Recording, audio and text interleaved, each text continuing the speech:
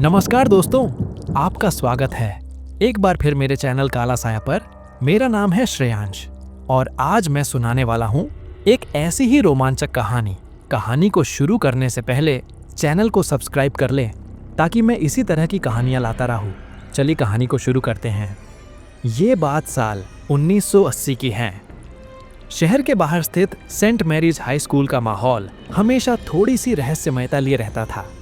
पुराने ईंटों की दीवारें, लंबी खिड़कियां और एक टूटी हुई घंटी जो अक्सर बिना कारण बज उठती थी, इस स्कूल को और भी डरावना बनाती थी। सॉरी फ्रेंड्स, मैंने बताया नहीं, दरअसल मेरा नाम आरव है। 10वीं कक्षा का छात्र अक्सर स्कूल के पीछे बने पुराने लाइब्रेरी में समय बिताता। वहां किताबों की खुशबू और धूल का मिश्रण किसी अजीब सुकून के साथ डर का एहसास भी देता। लेकिन उस दिन जब मैंने लाइब्रेरी की पुरानी अलमारी में छिपे कुछ पुराने नोट्स देखे, मुझे लगा कि कोई छुपा हुआ रहस्य मेरे सामने है। नोट्स में लिखा था, जो यहाँ सच्चाई खोजेगा उसे स्कूल की दीवारों के अंदर छुपा सच देखना होगा। मैंने हंसते हुए सोचा, शायद यह कोई पुराने प्रिंसिपल का मजाक है। लेकिन तभी लाइब्रेरी की घंटी अचानक बजी और कमरे का तापमान अचानक गिर गया। उस रात मुझे नींद नहीं आई। मैं सोच रहा था कि क्या सच में स्कूल में कोई रहस्य है। अगले दिन मैंने अपने दोस्तों मायरा और करण को यह बात बताई। मायरा ने कहा, आरव, तुम हमेशा डरावनी चीजों में दिलचस्पी क्यों लेते हो? यह तो बस पुरानी लाइब्रेरी है। करण ने जोड़ा, हाँ, लेकिन अगर सच में कुछ है तो हमें देखना चाहिए। हमने तय किया कि उसी दिन शाम के समय हम स्कूल के बंद पंखे वाले कमरे में जाकर देखें कि नोट्स का रहस्य क्या है। फिर शाम को जैसे ही हम कमरे में पहुंचे, वहां एक अजीब ठंडी हवा चल रही थी। दीवारों पर पुराने चौक के निशान और खिड़कियों पर लगी धूल में किसी ने कोई आकृति बनाई हुई थी, लगभग मानो कोई हमारे आने की प्रतीक्षा कर रहा हो। और तभी अचानक कमरे की बिजली गुल हो गई। तभी कमरे में घुप अंधेरा फैल गया। हम सब एक पल के लिए डर गए, पर बिजली लौटने पर हमने देखा कि फर्श पर कुछ पुराने साल 1965 के परीक्षा पर्चे बिखरे हुए हैं। उनमें किसी छात्र के नाम के साथ लिखा था, मैं सच नहीं देख सकता, लेकिन वह देख रहा है। मायरा ने डरते हुए कहा, यह नाम मेरे दादा के स्कूल के समय के हैं। करण ने कहा, पर यह तो 15 साल पहले की बात है और यह सच में डरावना है। मैंने उन पर्चों को उठाया और देखा कि हर पर्चे पर किसी छात्र की आत्मा की तरह कोई संदेश लिखा हुआ था। अगर तुम यह पढ़ रहे हो तो तुम अगले स्कूल के खेल में खो जाओगे। हमें यह मजाक लगा, लेकिन अगले ही दिन स्कूल के खेल मैदान में अचानक एक बच्चा गायब हो गया। चारों तरफ डर का माहौल फैल गया। खेल मैदान से लौटकर हम तीनों लाइब्रेरी में फिर से मिले, पर उस दिन कुछ अलग था। लाइब्रेरी का माहौल भारी और दबाव वाला था। मैंने नोट्स के पुराने पन्नों को खंगालते हुए देखा कि उनमें एक पुरानी फोटो छपी थी। फोटो में वही स्कूल था, लेकिन उसके सामने खड़े बच्चे और टीचर्स कुछ अजीब मुद्रा में थे। उनकी आंखों में जैसे कोई चेतना नहीं थी। तभी मायरा ने फुसफुसाया, यह तस्वीर मेरे दादा के समय की है। यह वही बच्चे हैं जिनके नाम पर्चों में थे।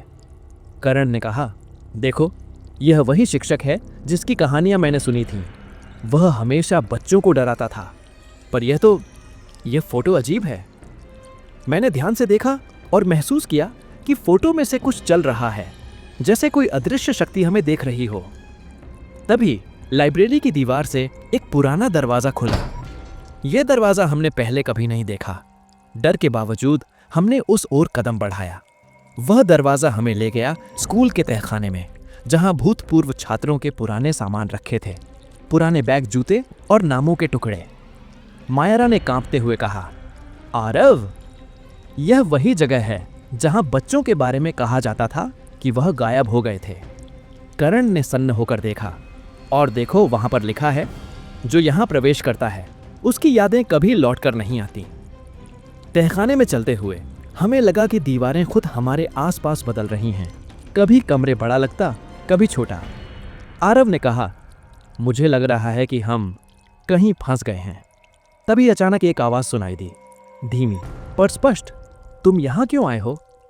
वो आवाज सुनकर हमने चारों ओर देखा, पर कोई नहीं था। तभी मायरा ने कहा, यह मेरी कल्पना नहीं है। मुझे यह आवाज मेरे दादा ने भी सुनाई थी, उसी तहखाने से। करण ने हिम्मत दिखाते हुए आगे बढ़ने की कोशिश की, पर अचानक फर्श पर कुछ पुराने पर्चों की एक लाइन चमकने लगी।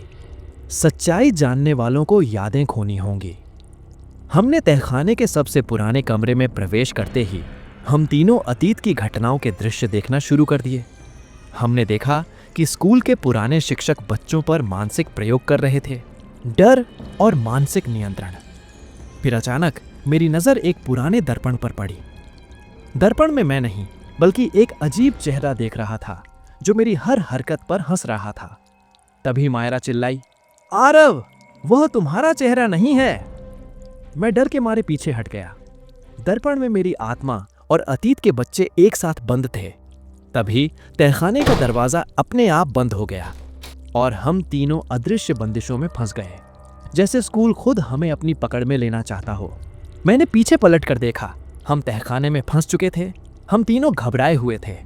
चारों ओर अंधेरा और ठंडी हवा थी। दीवारें मानो हमारे चारों ओर घूम रही थीं और फर्श पर पुराने बच्चों के नाम चमक रहे थे। मैं, आरव, जोर से कहा, हमें बाहर निकलना होगा। मायरा ने कांपते हुए कहा, लेकिन हम दरवाजा खोल नहीं सकते। यह जगह खुद हमारी यादों और डर के साथ खेल रही है। करण ने देखा कि तहखाने के कोने में कुछ हलचल है। वहां एक छाया थी, धीमी पर स्पष्ट। छाया धीरे धीरे हमारे पास आई और फिर हम समझ गए, यह वही शिक्षक था जिसकी फोटो हमने लाइब्रेरी में देखी थी, लेकिन वह मर चुका था। फिर भी उसकी आत्मा यहां फंसी थी। उसने कहा, तुम यहां सच जानने आए हो, लेकिन क्या तुम्हारी हिम्मत है सामना करने की? हम डर के मारे चिल्लाए। तभी दीवारों पर पुरानी घटनाओं के दृश्य उभरने लगे। बच्चों के भय, उनकी मानसिक पीड़ा और उनके असली चेहरे। तभी मुझे एहसास हुआ, जो भी हुआ वह सिर्फ भूत नहीं था। यह स्कूल मानसिक खेल के माध्यम से आत्माओं और वर्तमान को जोड़ रहा था। मायरा ने देखा कि उसकी दादी के पुराने नोट्स का सही उत्तर तहखाने के सबसे पुराने कमरे में छिपा था। हमने धीरे धीरे उस कमरे की ओर कदम बढ़ाए। कमरे में घुसते ही हमें लगा कि समय खुद बदल रहा है। पुराने बच्चों के हंसते और रोते चेहरे हमें घेर रहे थे। और तभी एक अजीब झटका लगा। हम तीनों अलग अलग जगह फंस गए और हमारे अतीत की यादें सामने आने लगीं। करण ने देखा कि वह खुद अपने बचपन के डर का सामना कर रहा है। मायरा ने देखा कि उसकी दादी का डर और उसकी यादें यहां गूंज रही हैं। मैं देख रहा था कि मेरी आत्मा स्कूल के इतिहास में उलझी हुई है। तभी मैंने देखा कि एक पुराना डायरी जैसा नोट चमक रहा है। उसमें लिखा था, सच्चाई जानने के लिए तुम खुद को भूतों में देखोगे और जो इसे झेल लेगा वही मुक्त होगा। मैंने नोट उठाया और पढ़ा। तभी तहखाने में एक भयंकर हवा का झोंका आया और हम तीनों पुराने छात्रों और शिक्षक की आत्माओं के सामने खड़े हो गए। लेकिन अचानक मैंने महसूस किया कि यह सिर्फ हमारी मानसिक शक्ति का खेल था। स्कूल ने हमारी डर की भावना का इस्तेमाल किया। मैंने हिम्मत जुटाई और जोर से कहा, हम डर से नहीं भागेंगे। तभी सभी दृश्य गायब हो गए। तहखाना शांत हो गया। दरवाजा अपने आप खुल गया। हम बाहर आए, लेकिन बाहर आने के बाद भी एक चीज अलग थी। हमारी यादें कुछ हिस्सों में खो चुकी थीं और स्कूल के बाहर खड़े एक पुराने बच्चे की साया जैसी आकृति ने हमें देखा और हंसा, जैसे कह रहा हो, सच जानना आसान नहीं होता। हम तहखाने से बाहर आए। स्कूल का माहौल सामान्य लग रहा था। सूरज की हल्की रोशनी, बच्चों की हंसी और घंटी की आवाज। लेकिन हमारे मन में अब भी वो अजीब एहसास था कि कुछ बदलाव हमेशा के लिए हो गए हैं। मायरा ने पूछा, आरव, क्या तुम्हें लगता है कि हम सच में कुछ देखे थे? मैंने कहा, शायद, लेकिन ऐसा लगा कि स्कूल ने हमारे डर और यादों का इस्तेमाल किया। करण ने धीरे से कहा, पर फिर भी मैंने उस दर्पण में जो चेहरा देखा वह मेरा नहीं था और मेरे बचपन की यादें कुछ पल गायब हो गई थीं। तभी स्कूल के पीछे पुराने खेल मैदान में कुछ हलचल हुई। हमने देखा कि वहां एक छाया जैसी आकृति खड़ी है। वो वही बच्चा था जिसे खेल मैदान में गायब बताया गया था। मायरा ने कांपते हुए कहा, पर वह तो 40 साल पहले की घटना है। तभी वह आकृति हमारी ओर बढ़ी। लेकिन जैसे ही वह पास आई, उसका चेहरा मेरी तरह का ही चेहरा बन गया।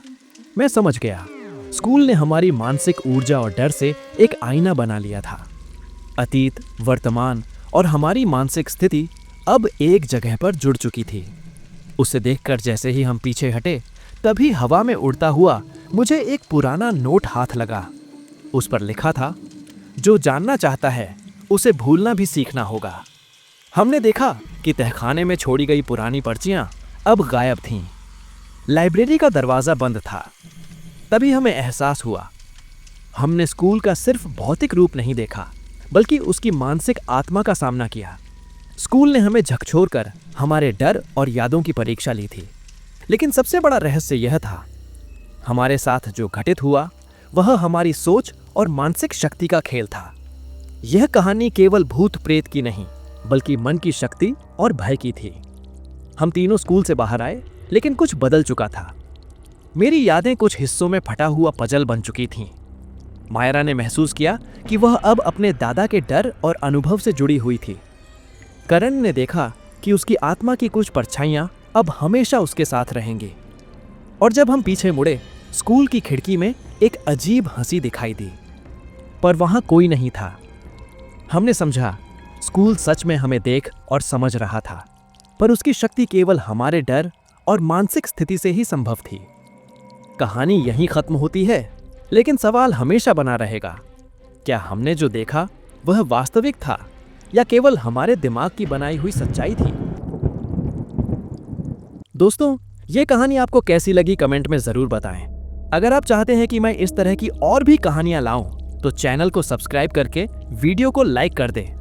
जितना ज्यादा लाइक्स, सब्सक्राइब होंगे तो मैं समझ जाऊंगा कि कहानी आपको पसंद आ रही है और भी कहानियां लाऊंगा। साथ ही अपना नाम और पता कमेंट बॉक्स में लिख दे, जिससे मुझे पता चले कि आप कहां से कहानी सुनते हैं और मैं आपका नाम अगली वीडियो में ले सकूं। दोस्तों, मेरे चैनल पे इसी तरह की और भी दिलचस्प कहानियां हैं, उन्हें भी जाकर जरूर सुनें। मुझे और इस कहानी को यहां तक सुनने के लिए आपका बहुत बहुत धन्यवाद।